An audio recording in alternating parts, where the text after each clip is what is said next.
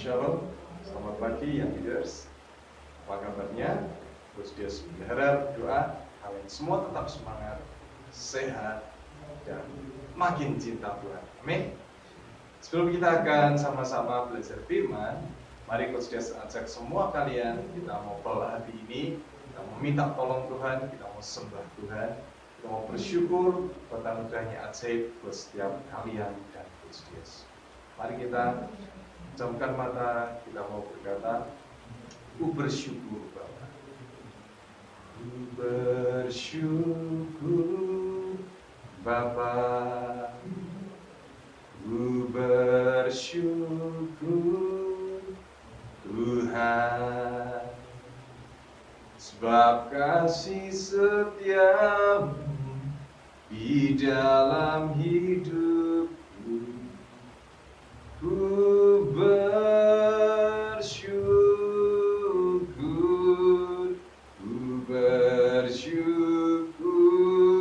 Bapa.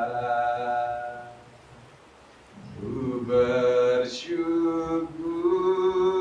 Tuhan, sebab kasih setiamu di dalam hidupku. Ku bersyukur Tuhan. Yang leaders lagu ini tulis betapa bersyukurnya bahwa Tuhan kasih setianya ada dalam hidup kita. Yang leaders, mari naikkan syukur sekali lagi.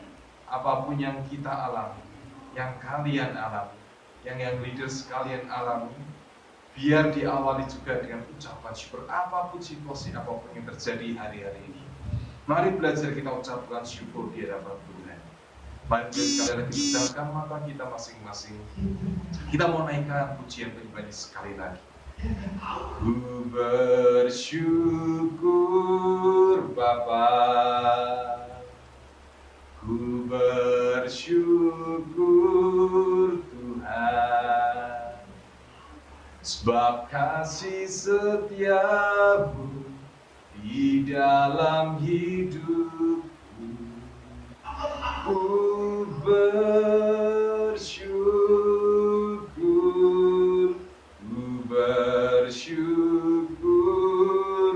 Bapa. Ku bersyukur Tuhan, sebab kasih setiamu di dalam hidupku. Ku bersyukur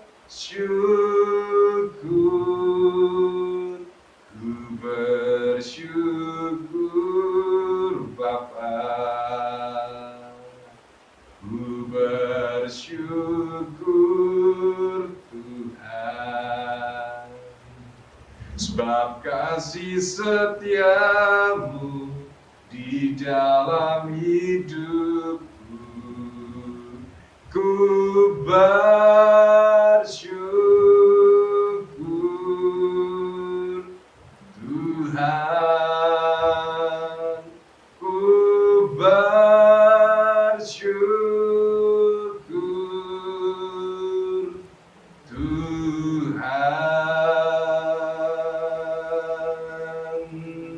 How great is our God, and sing with me, how great is our God. All will see how great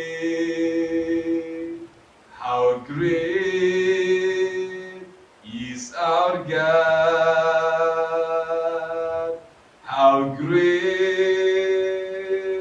is our God, and sing with me, how great is our God. All will see how great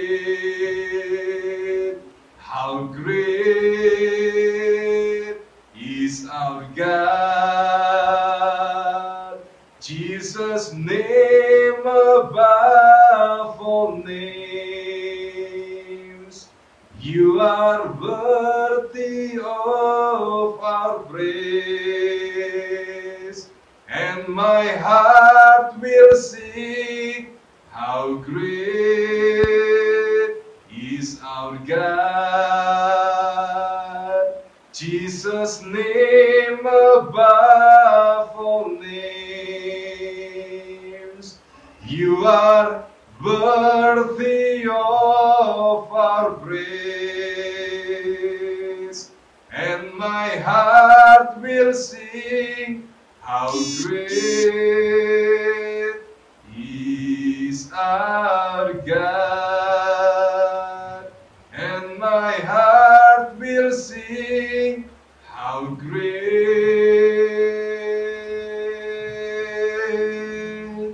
is our God.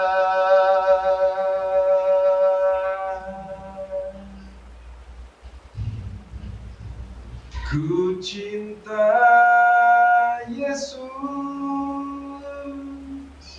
sungguh aku cinta Yesus, karena Yesus sudah lebih dulu mencintai aku. Ku cinta Yesus, sungguh aku cinta Yesus, karena Yesus sudah lebih dulu mencintai aku. Karena Yesus sudah lebih dulu mencintai aku. Karena Yesus sudah lebih dulu mencintai aku. Terima kasih Bapa di surga untuk saat pagi hari ini. Buat setiap kami menangkap firman Tuhan, Roh Kudus yang tolong kami dengan roh hikmat, wahyu, pengertian.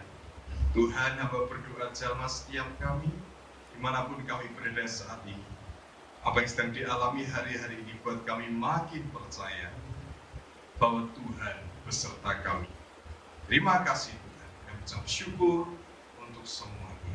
Dan hanya di dalam nama Tuhan Yesus, kita semua sama-sama katakan, amin.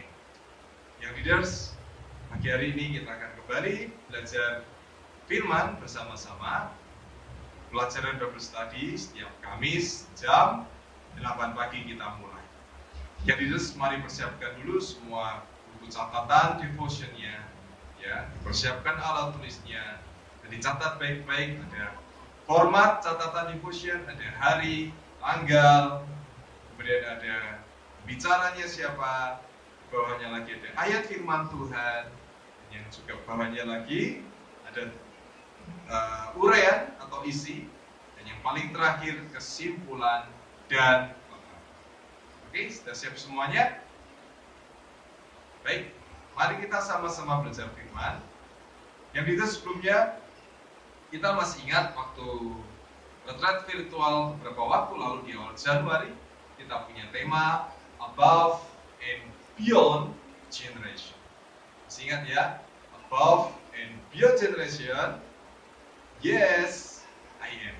Nah, yang leaders, Above and Beyond Generation bicara tentang generasi, kita sebagai generasi yang melakukan jauh lebih, atau artinya di atas rata-rata. Ketika yang lain melakukan hanya kira-kira segini, ya, tapi dengan anugerah Tuhan, kita generasi above and beyond, kita dapat melakukan lebih dari yang diminta. Kita memberikan yang terbaik.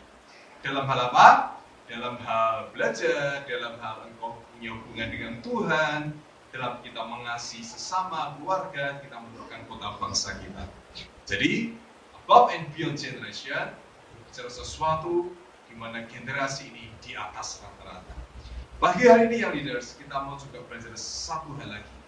Setelah kita mengerti, mengenal, dan kita menjadi generasi yang above and beyond, ada satu generasi yang kita akan berdoa, itu dimunculkan, ya, atau lahir di tengah-tengah kita. Bahkan kalian semua adalah generasi itu. Kita mau belajar sama-sama di pagi hari ini. Kita akan buka kitab, ya. Nah, ini judulnya, The Most Powerful Generation. Katakan sama-sama, 1, 2, 3. The Most Powerful Generation. Jadi generasi yang punya, atau generasi yang paling punya kekuatan paling luar biasa. Seperti apa sih generasi itu? Ya, kita akan belajar sama-sama. Nah, yang leaders, tahun ini banyak yang kita hadapi. Di antaranya kita melihat, kita dengar berita yang namanya bencana alam. Oke, ada angin besar dan sebagainya. Di beberapa tempat yang lalu juga mengalami hal yang tidak enak, bencana alam ini. Dan juga kita tahu kita akan terus berdoa biar negara kita, bangsa kita bebas dari semua virus. Kita juga sedang hadapi, kita sedang berdoa juga. Ada sebuah serangan, kegoncangan di bidang ekonomi. Kita juga berdoa bahwa negara ini dicengkeram oleh shalom yang dari Tuhan, sehingga tidak ada yang namanya pemberontakan dan tidak puasa. Ya, leaders, itu yang kita hadapi tahun ini, 2021. Nah, bagaimana sikap, respon yang akan kita kerjakan dalam menghadapi itu semua? Kalian semua dan Coach Dias, mari belajar sekali lagi bahwa generasi ini adalah generasi yang the most powerful, ya, the most, yang paling powerful, yang punya energi yang paling kuat. Bukan karena kuat hebat kita, tapi karena Tuhan. Apa yang kita hadapi sepanjang tahun ini, tanpa Tuhan tidak bisa. Sebagian orang mungkin berkata, dengan kekayaan tidak bisa menyelamatkan. Ada yang juga sebagian berkata, dengan kesehatan, dengan semuanya, dengan uang yang dia miliki. Kita dengar, ada begitu banyak orang meninggal, meskipun mereka orang kaya, mereka punya posisi yang hebat dan sebagainya. Jadi yang bisa menyelamatkan hanya satu, nama Yesus. Nama Yesus, anugerahnya, kasihnya, lawatan Tuhan. Kita berdoa, itu kuncinya yang hidup. Kita berseru kepada Tuhan, dan lawatan Tuhan terjadi di jamaah Tuhan, keluargamu, kota di mana kita tinggal, dan Indonesia. Supaya kita hadapi hari-hari ini, kita berkata kita bukan generasi yang lemah. Kita berkata kita bukan generasi yang begitu pasif dan mudah menyerah. Tapi Tuhan berkata, ada pesan hari ini. Kita generasi yang the most powerful, yang paling punya kekuatan, paling hebat. Sekali lagi, yang leaders bisa kita perhatikan tahun ini yang kita hadapi. Sekarang kita fokus kepada Yesaya 42 ayat 9. Yesaya pasal 42 ayat 9, dicatat. Yesaya 42 ayat 9. Nubuat-nubuat yang dahulu sekarang sudah menjadi kenyataan. Hal-hal yang baru hendak kuberitahukan. Sebelum hal-hal itu muncul, aku, Tuhan, mengabarkannya kepadamu. Yang leaders, kita punya Tuhan yang baik. Kita sembah Tuhan Yesus yang luar biasa. Sebelum hal-hal itu muncul, Tuhan sudah beri pesan lewat nabinya, lewat semua tanda-tanda ini. Ingat, hidup di hari-hari terakhir dari akhir zaman. Semua tanda sudah kita lihat. Jadi sekali lagi persoalan dan pertanyaan, bagaimana sikap kita sebagai generasi di akhir zaman ini? Apakah generasi yang punya kekuatan atau justru sebaliknya? Apakah generasi yang dengan mudah mengikuti arus dunia ini, atau justru sebaliknya kita yang mengendalikan dengan roh Tuhan dalam hidup kita? Yang leaders Yesaya 42:9 tadi sudah berkata, Tuhan mengabarkannya kepada kita sebelum hal-hal itu muncul. Kita tahu semua yang terjadi hari-hari ini kembali kepada kegenapan demi kegenapan firman kita lihat. Tapi sekali lagi pertanyaannya, bagaimana sikap kita sebagai generasi yang tak terhentikan, sebagai generasi the most powerful. Mari kita kembali, kita akan belajar sama-sama. Nubuatan-nubuatan telah lalu, semua sudah tergenapkan. Bahkan tentang virus Downton ini, Tuhan akan kasih hal-hal yang baru. Ada sebuah peringatan, ada sebuah warning dari Tuhan. Apa yang sudah terjadi hari ini? Sebetulnya Tuhan sudah memberitahukan lewat para nabinya dan pesan Tuhan lewat tanda-tanda di sekitar kita. Tapi yang ini kita mau, dengan warning Tuhan muncul juga the most powerful generation. Katakan sama-sama, the most powerful generation. 1, 2, 3. The most powerful generation. Nah, yang leaders, kita lihat apa maksudnya sih dengan semua yang terjadi, peringatan-peringatan dari Tuhan ini, dengan semua yang kita hadapi tahun sepanjang tahun ini. Apa maksudnya? Setidaknya ada 5 poin. Yang pertama, waspada.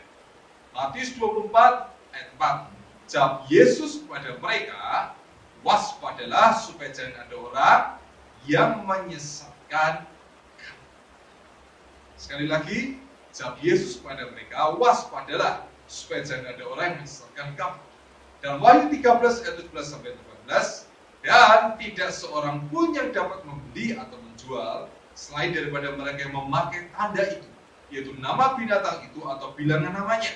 Yang penting di sini ialah hikmat. Barang siapa yang bijaksana, baiklah ia menghitung bilangan binatang itu. Karena bilangan itu adalah bilangan seorang manusia dan bilangannya ialah 666. Yang poin pertama adalah waspada. Yang leaders, Tuhan sudah ingatkan di Matius tadi, waspadalah supaya jangan ada orang yang menyesatkan. Sebagian orang akan berkata, tidak apa-apalah situasi seperti ini, ya sudah, mau gimana lagi.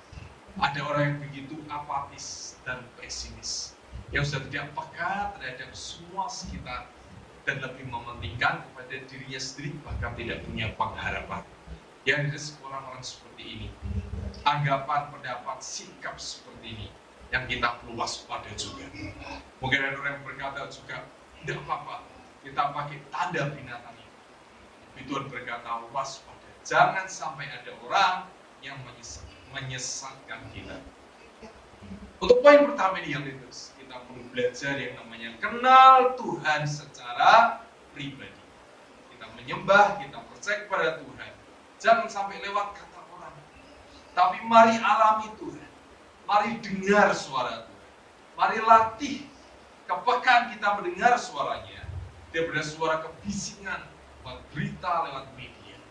Karena kita tahu media yang kita dengar, apalagi yang hoax, yang berita bohong, kabar bohong, itu bisa melemahkan. Tapi kalau kita kembali kepada firman, kita belajar firman, kita belajar percaya Tuhan, kita belajar mengandalkan Tuhan, iman ini, hati ini terjaga, tidak mudah tergoncangkan. Jadi yang harus perhatikan baik-baik, kenali Tuhan kita secara pribadi. Ada kesulitan kau berdoa, kau berjerit ke Tuhan. Ada suatu kesulitan, persoalan dalam keluarga, ajak doa bersama keluarga kalian. Mengandalkan Tuhan, salah satu kunci yang paling utama, bahkan terutama. Waspada poin pertama, ya. Jangan ada orang menyesatkan kita. Oleh karena itu, tangkap firman Tuhan. Miliki haus dan amarah Tuhan. Ya. Masa-masa belajar di rumah, gunakan sungguh-sungguh untuk engkau kenal Tuhan. Justru dalam masa seperti ini, engkau next level, kita next level dalam pembacaan kita. Yang dulunya mungkin 5 pasal, yang dulunya mungkin tidak sungguh-sungguh. Justru dalam masa-masa seperti ini, kita bisa next level dalam pembacaan kita. Dan hidup kita jadi. Yang pertama, waspada. Dengan cara apa? Hali Tuhan kita secara pribadi, baca firman, memiliki komunitas sekali lagi yang cinta Tuhan. Amin. Yang kedua yang leaders, kita belajar yang namanya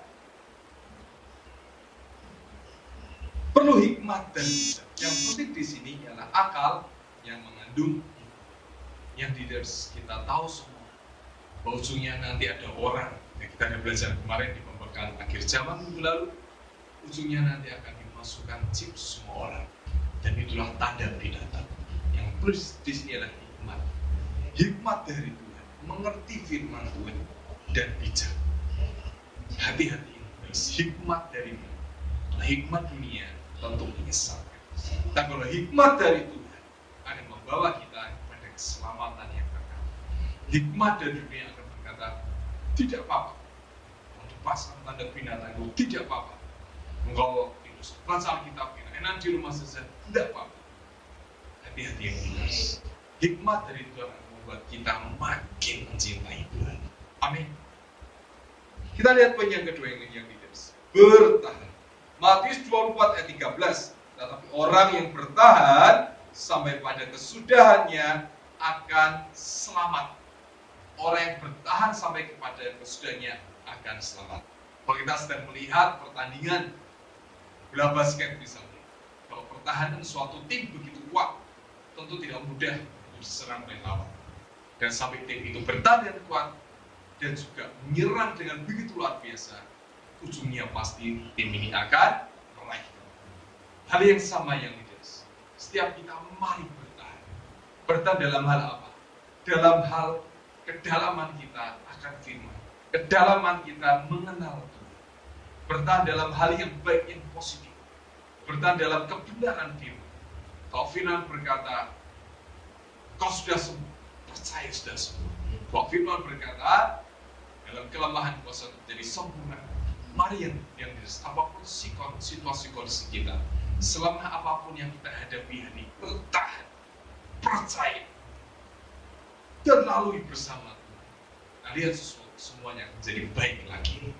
Bertahan yang terus. Yang ketiga, kita akan baca juga berjaga-jaga. Matius 24 ayat 42. Karena itu berjaga-jagalah, sebab kamu tidak tahu pada hari mana Tuhanmu datang. Berjaga-jaga. Ya, waspada yang pertama, bertahan dan berjaga-jaga. Yang lalu kita juga sudah belajar yang leaders. Pada waktu tengah malam, Alkitab berkata mempelai itu. Dan biasanya pada waktu tengah malam kita begitu enak terlelap tertidur. Dan hari-hari menjelang tengah malam kurang sedikit lagi. Mari berjaga-jaga yang leaders. Artinya apa? Terus kerjakan yang baik, yang benar dalam hidup kita. Terus kita kenali Tuhan kita lebih lagi. Kita menyembah Tuhan, kita menjadi pelaku firman. Jangan sampai hidup kita di rumah justru sering membuat jengkel, membuat marah ayah ibu kalian. Tapi ketika kita di rumah, ayah ibu kita melihat kita bagaimana hidup kita jadi berkat. Di antara yang kita sungguh-sungguh belajar, kerjakan semua tugas, kita sungguh-sungguh ikuti semua kegiatan pembelajaran semaksimal yang kita bisa. Dan kita bantu orang tua kita bantu semuanya yang kita bisa kerjakan. Dan hidup kita jadi berkat. Berikutnya yang leaders dengan cepat adalah siap sedia. Yang keempat, siap sedia. Sebab itu hendaklah kamu juga siap sedia, karena anak manusia datang pada saat yang tidak kamu duga. Tuhan Yesus datang menjemput kita, bahkan pada saat yang tidak kita duga. Artinya apa ini yang leaders? Kata kuncinya adalah persiapan. Mari kita bersiap ya leaders, setiap saat. Kita tidak bisa berkata kapan tepatnya, hari, waktu, tanggal, jam, detiknya Tuhan. Tapi mari fokus pada persiapan kita. Bahwa setiap saat Tuhan bisa datang, jemput kita. Bahkan setiap saat bisa terjadi yang namanya pengangkatan. Kapan itu?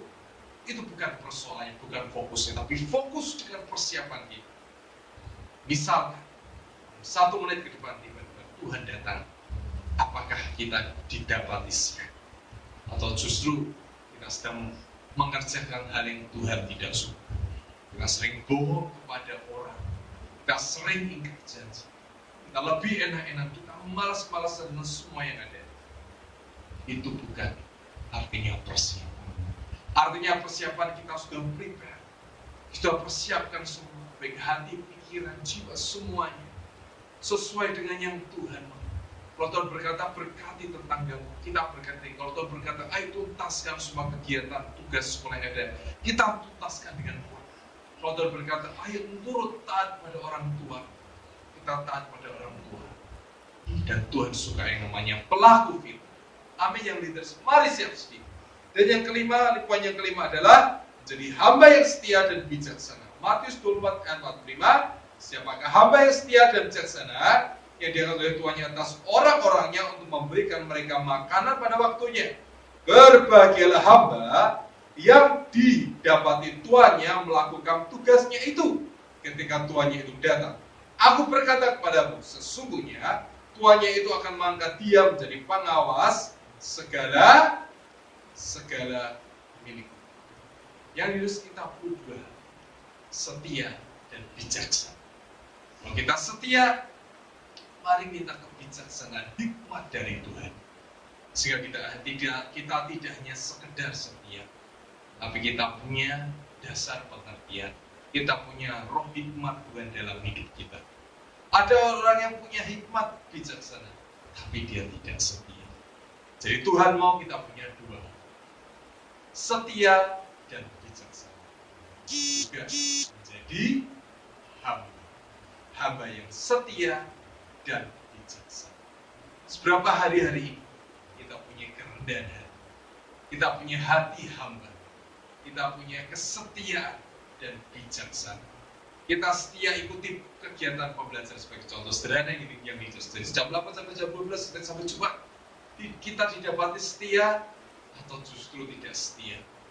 Nah, berkata kepada orang tua, hanya sebentar kok ngapain ikutin. Tapi orang tua sudah menegaskan, ikuti semua kegiatan pembelajaran. Apalagi kita yang punya semua, kita punya banyak hal, kita diberkati dalam banyak hal. Mari setia. Amin yang leaders. Semua berkat Tuhan. Namanya tanggung. Yang leaders itu 5 poin peringatan atau warning Tuhan yang kita harus kerjakan hari-hari. Ya, waspada. Kemudian apa lagi? Yang poin kedua adalah bertahan, berjaga-jaga, siap sedia, menjadi hamba yang setia dan bijaksana. Kemudian kita lihat yang leaders, yang namanya lahirnya generasi baru. Ya. Apa itu generasi baru? Generasi secara sederhana dapat diartikan sebagai suatu masa di mana sekelompok manusia pada masa tersebut mempunyai keunikan yang dapat memberi ciri pada dirinya dan pada perubahan sejarah atau zaman. Generasi itu sekelompok manusia.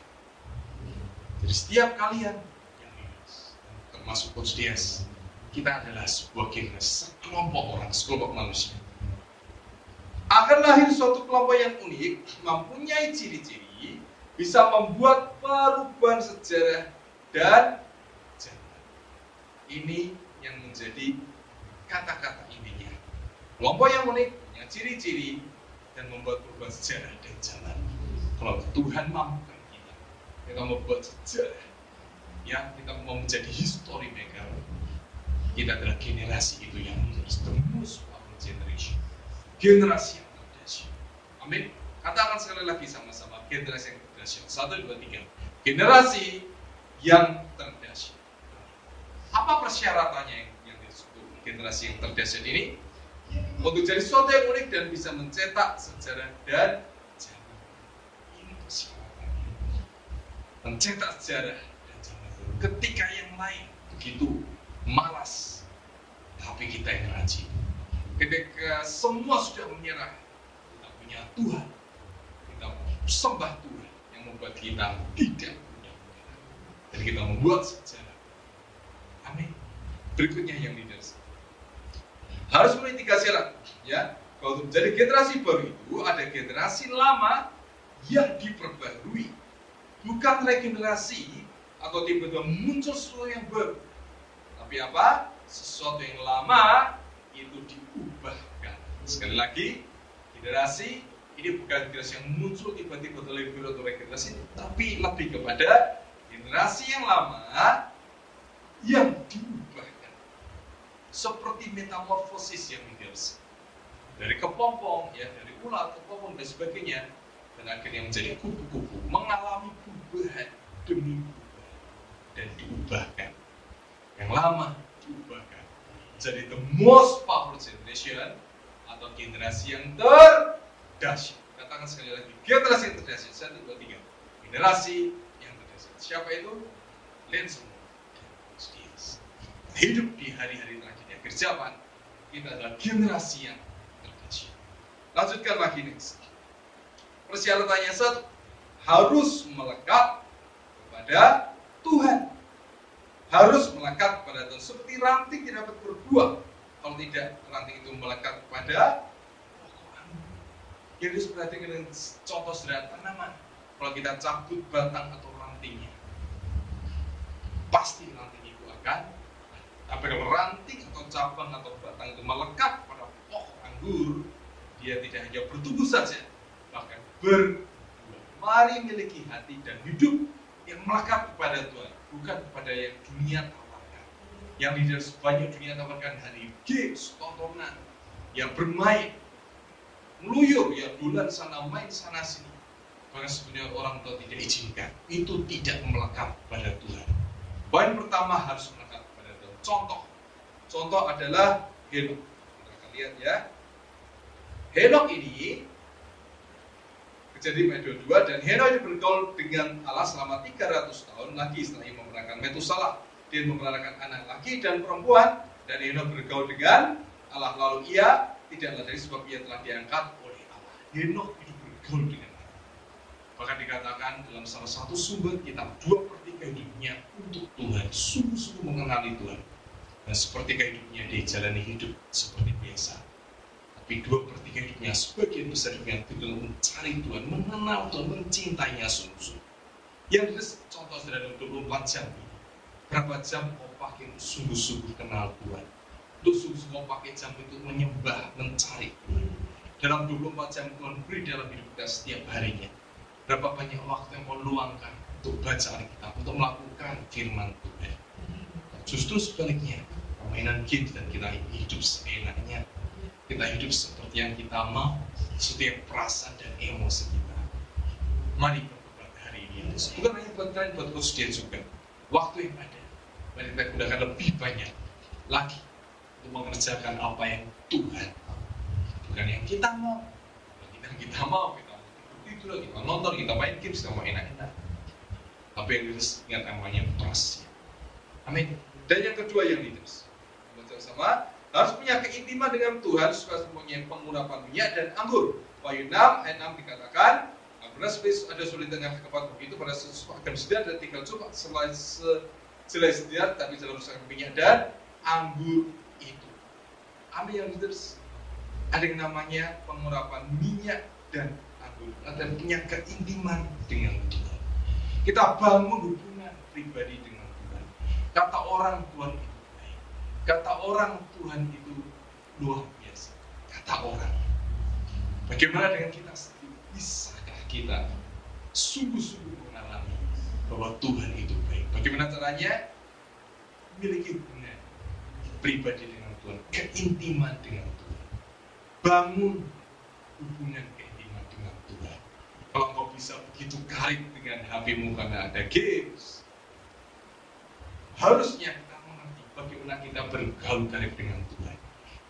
Salah satunya adalah waktu yang kita punya. Semakin banyak waktu kita yang kita punya, kita gunakan untuk games kita, gadget kita makin melekat dengan.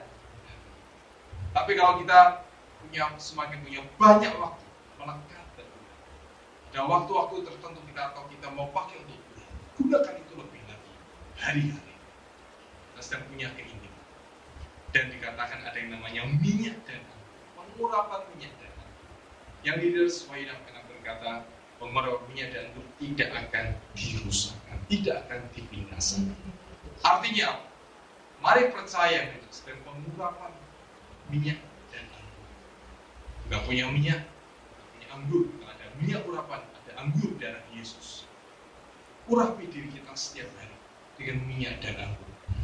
Sebagai tanda, sebagai simbol kita mau percaya, tidak ada yang bisa menyentuh kita.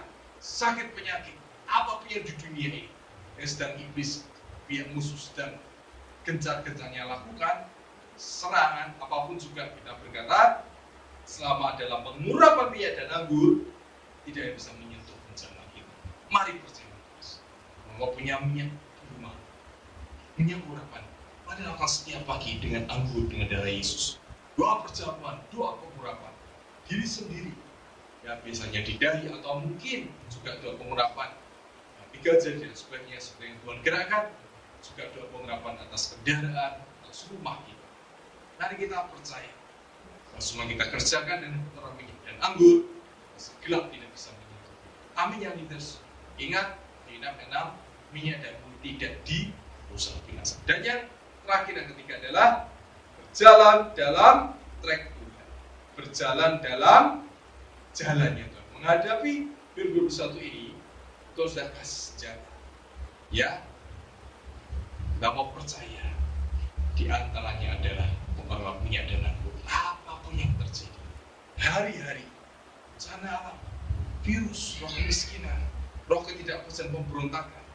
Karena firman berkata, minyak dan anggur jadi bagian kita. Kita tidak bisa tersentuh dengan mudah oleh semua kuasa gelap, apapun juga mungkin sakit, penyakit dan sebagainya, dan pengurapan minyak. Yang leaders, sebelum kita akan saksikan klip, Coach Dias mau tutup dengan sebuah cerita. Cerita sudah lama Coach Dias dengar. Ada seorang anak kecil, mungkin usia masih SD, ini ada di luar kota. Dan kesaksian ini berkata, anak kecil ini sekian tahun lalu, sudah cukup lama, diurapi oleh gurunya dengan minyak dan anggur, membentuk tanda T atau tanda salib di dahinya. Kemudian apa yang terjadi? Dan keluarga tidak tahu kalau di sekolah dia sudah menerima doa pengurapan minyak dan anggur. Dan keluarga ini ternyata punya kepercayaan lain. Dia bawa anaknya yang sudah diurapi minyak dan anggur di sekolah, dia bawa ke dukun atau ke orang kita atau paranormal, dibawa ke dukun. Dan anak-anak sudah antri akan dimantrai oleh dukun ini satu persatu, dan anak yang diurapi ada di urutan mungkin ketiga, keempat, dan pada saat giliran anak yang sudah diurapi di sekolah ini akan dimantrai atau dilepaskan kuasa gelap hidupnya. Tiba-tiba dukun ini berkata, "Wih, siapa kamu? Ada kuasa yang besar dari aku, dan aku bisa lihat ada tanda kuasa itu di dahi." Dan apa yang terjadi yang lihat? Dukun ini tidak bisa memantrai anaknya, karena ada kuasa Tuhan yang memungkinkan atau memampukan anak ini tidak bisa disentuh oleh kuasa yang diperhatikan baik-baik. Hari-hari sangat penting kita terima senjata yang dari Tuhan beri, yaitu pengurapan minyak dan anggur. Jadi bagian kita. Sebab firman sudah tulis dalam Wahyu 6 ayat 6. Minyak dan anggur tidak akan dirusak, tidak akan dibinasa. Yang leaders, mari makin percaya. Tahun 2021 bukan tahun ketakutan, tapi tahun takut akan. Bukan tahun resesi, tapi tahun kita resepsi dan ada berkat. Di tahun kemenangan anak-anak Tuhan dinyatakan. Tahun di mana kita melihat lawatan, signs and wonders, keajaiban mujizat terjadi begitu kuat di tengah-tengah kita, bahkan di keluarga. Dan hari ini terjadi berkat blessing Tuhan dicurahkan buat kalian semua dan keluarga, kota kita, bangsa kita. Shalom Tuhan memenuhi Indonesia. Amin. Yang leaders, dan berdoa, kita berdoa, nanti kita akan lihat sebuah sehingga melengkapi gambaran firman yang disampaikan hari ini. Ingat, kita generasi yang terdengar the most powerful generation. Mari kita berdoa. Bapak di surga, terima kasih untuk firman pada pagi hari ini. Dan setiap firman yang sudah disampaikan dimetrekkan di dalam lubuk hati setiap pemirsa, setiap yang terdalam, sehingga mereka, setiap kami mengenal makin mencintai Tuhan. Kita mengerti, kita makin waspada, kita bertahan, kita berjaga-jaga, kita siap sedia, kita menjadi hamba yang setia dan bijaksana. Dan sudah muncul generasi yang terdahsyat, the most powerful generation, yang kita tahu kita punya melekat ke Tuhan, hidup intim dengan Tuhan seperti Henokh, dan juga Tuhan Tuhan berikan kami senjata minyak dan anggur, sehingga tidak ada yang jahat yang bisa mendekat bahkan menyentuh setiap kami. Hamba berdoa sungguh Tuhan, setiap kami sudah menjadi generasi yang terdahsyat, the most powerful generation. Terima kasih Tuhan, hanya di dalam nama Tuhan Yesus meteraikan semuanya. Dan yang percaya cinta Tuhan sama-sama katakan amin. Amin, amin. Terima kasih yang leaders, tetap semangat, Tuhan Yesus memberkati, dan saksikan klip berikut ini dengan pengertian, dengan hati yang terbuka terjadi dalam hidup kita sekali. Sampai ketemu lagi. God bless you. This hill taking a toll on a couple runners trying to finish those final 20 yards. Wow. Yeah, you can see what a tremendous show of sportsmanship as you've got an athlete who can't quite make it, and they've got a team, a girl from another team trying to help her to the finish line so she can finish the race. That's what the sport is all about. Oh my goodness. This is just incredible. The sportsmanship phenomenal as you see those final yards there. As you see Clemson and Louisville helping the Boston College runner. That's Tate and Pease. And the Boston College runner can't even lift her legs right now. She'll try to cross the finish line. What a shot right here at Lakeland Soccer Park in Cary. But you sacrifice your own position to help another athlete finish.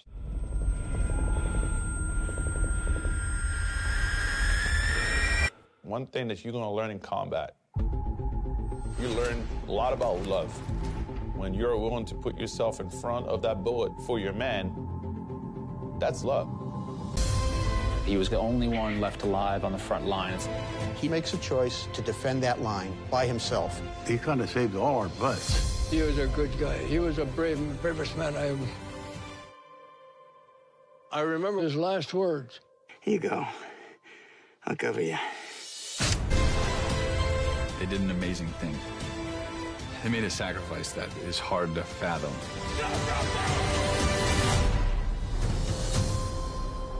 Everything we did that day, we didn't do it because we hated the enemy.